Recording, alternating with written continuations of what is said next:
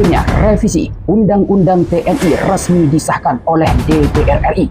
Setelah sebelumnya rapat pembahasannya dikebut maraton secara diam-diam di hotel mewah. Pertanyaannya, kenapa revisi undang-undang ini tidak dibahas secara terbuka dan melibatkan publik? Akibatnya, hal ini mengingatkan kita dengan kebijakan pembangunan Ibu Kota Negara atau IKN di Kalimantan Timur yang prosesnya hampir sama, tidak melibatkan publik. Kita punya pengalaman seperti undang-undang yang dibahas secara terbatas, tertutup, hasilnya tidak matang. IKN contohnya. Kenapa? Diputuskan dulu, baru terjadi perdebatan. Maka tidak heran jika revisi Undang-Undang TNI ini mendapat penolakan dari mahasiswa dan publik karena dinilai membahayakan. Selengkapnya silakan tonton sampai selesai agar tidak gagal paham. Dan jangan lupa untuk subscribe dan bunyikan lonceng notifikasinya agar selalu update dengan video terbaru. Assalamualaikum warahmatullahi wabarakatuh. Hai sahabat arah baru, bertemu kembali dengan saya di channel ini. Kali ini kita akan membahas terkait polemik proses revisi Undang-Undang Tentara Nasional Indonesia atau TNI yang kini sudah menjadi undang-undang dan disahkan oleh DPR RI, kini terus menjadi sorotan dan kritik publik. Bukan karena kekhawatiran terkait akibat revisi Undang-Undang TNI ini soal dui fungsi TNI, akan tetapi soal proses dari revisi undang-undang ini terkesan ditutup-tutupi dari publik. Sehingga tidak heran menimbulkan kecurigaan dari publik bahwa pemerintah akan menggunakan tangan besi TNI untuk menjalankan pemerintahan dan kebijakannya.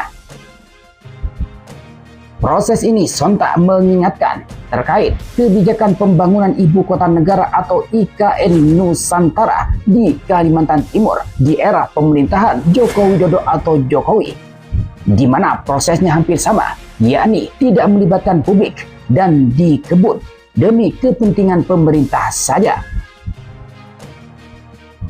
Produk hukum yang tidak melewati proses dialog publik yang lengkap, sehingga dialognya sesudah jadi undang-undang. Dan ketika dialognya sudah undang-undang, siapapun yang kritis dianggap oposisi, siapapun yang pro dianggap pro pemerintah. Kenapa? Karena tidak ada proses pembahasan yang komprehensif yang memberikan ruang kepada publik. Ini negara hukum, bukan negara kekuasaan. Dalam negara hukum, berikan ruang kepada publik untuk membahas sebuah peraturan sebelum dia ditetapkan. Tapi ini nada-nadanya seperti negara kekuasaan, di mana penguasa menentukan hukum. Selanjutnya, Anies Baswedan yang merupakan mantan rival Prabowo Subianto di Pilpres 2024 itu merespon terkait proses revisi Undang-Undang TNI yang terkesan terburu-buru dan dilakukan tertutup di hotel mewah tanpa melibatkan publik hingga dilabrak oleh aktivis kontras. Anies menyinggung soal revisi Undang-Undang TNI itu sebagai kebijakan yang meresahkan masyarakat karena dilakukan tanpa melibatkan masyarakat dan tertutup. Soal pertanyaan yang kelewatan dari Anindita tadi itu tanya juga soal undang-undang yang baru keluar kemarin ya. Oh ya, UI udah menentukan sikap kan?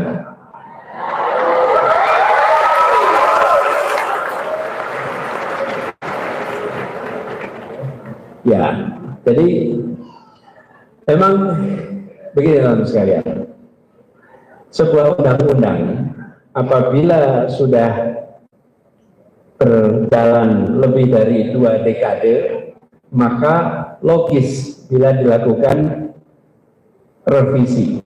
Betul kan? Sudah berjalan selama 2 dekade, bukan hal yang aneh. Termasuk undang-undang tentang Tentara Nasional Indonesia. Nah, tapi perlu dipastikan bahwa revisi itu benar-benar membawa perbaikan atau justru membuka ruang bagi tantangan baru, justru menimbulkan problem. Ini pertanyaannya. Kita semua ingin agar TNI kita kuat, profesional, dan fokus pada tugas utamanya, Apa tugas utamanya? Menjaga pertahanan, menjaga kesatuan negara. Nah, dalam sejarahnya TNI selalu berada di garis depan. Untuk apa? Membela kepentingan rakyat, membela kepentingan negara. Apalagi ini hari ini kita di Jogja. Di Jogja inilah pusat perjuangan gerilya yang Laskar cikal bakal menjadi PKR, BKR, kemudian TNI. Itu cikal bakalnya di Jogja. Kalau teman-teman ke bawah kota ada perempatan Korem.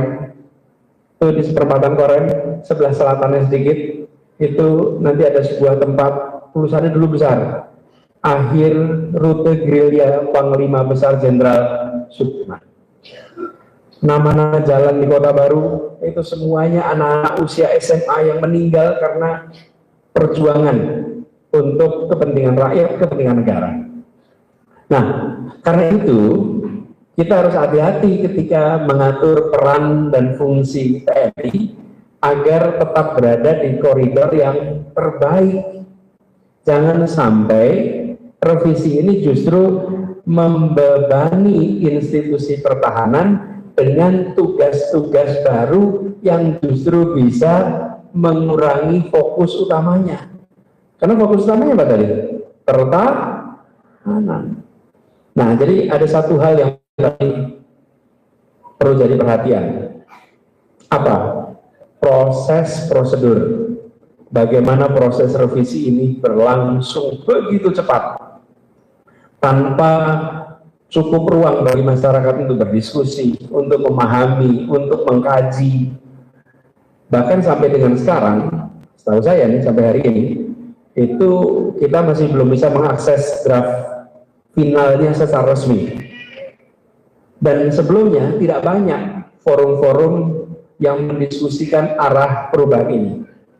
Teman-teman sekalian, kebijakan yang lahir dari dialog terbuka dan lahir dari dialog mendalam akan memiliki karakter kebijakan yang matang karena dia didialogkan terbuka.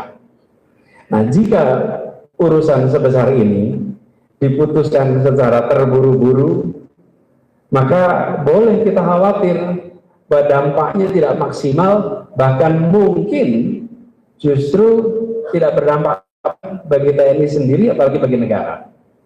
Karena itu, kalau boleh saya berpandangan, jika revisi ini memang bertujuan untuk memperkuat TNI, maka kita perlu memastikan tidak ada celah yang dapat mengalihkan fokus TNI dari tugas utamanya. Sebutkan apa-apa saja rambu-rambu hukumnya. Bagaimana memastikan tidak ada ruang bagi perubahan yang bisa membawa dampak di luar niat awal. Dan apakah revisi ini menyelesaikan problem-problem yang hari ini sering dirasakan? Apa itu? Meritokrasi. Bagaimana promosi bukan berdasarkan koneksi, tapi berdasarkan prestasi. Seseorang diangkat menjadi jenderal, naik menjadi komandan, naik menjadi panglima, bukan karena koneksi, relasi, famili, tapi berdasarkan prestasi. Pertanyaan, itu adalah diakomodasi apa tidak di dalam revisi ini? Sementara itu yang dirasakan. Lalu tentang kesejahteraan bagi prajurit. Jadi teman-teman sekalian, kalau boleh nih saya jawab, TNI itu milik rakyat. Karena itu semua yang dibahas terkait dengan TNI, biarkan dibahas di warung kopi, biarkan dibahas di ruang diskusi, dibahas di ruang seminar, dibahas di ruang-ruang terbuka, bukan dibahas di ruang tertutup yang tidak diketahui oleh rakyat.